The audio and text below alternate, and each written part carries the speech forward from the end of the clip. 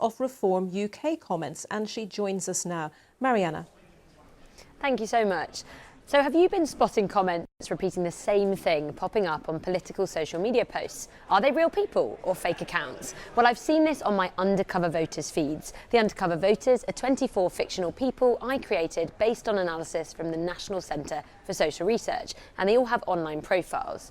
The Undercover Voters are based in 8 different battleground constituencies, and this week I've been looking at the social media feeds of the characters in Bridgend.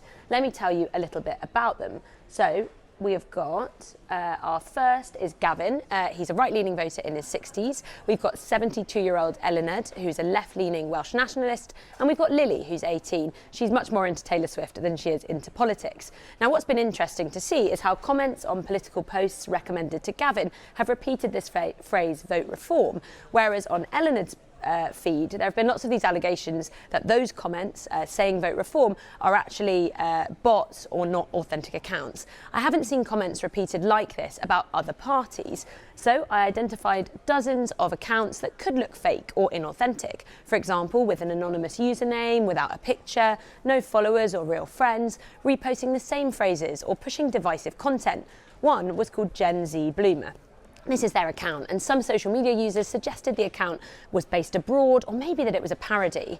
The account told me that they are based in the Ainsley, England area and gave me a British mobile number, but didn't answer any of my calls. They said they're a genuine account sent to help and support Reform UK, but a spokesperson for Reform said this profile wasn't connected to them and that they'd been in touch with social media sites about accounts like this.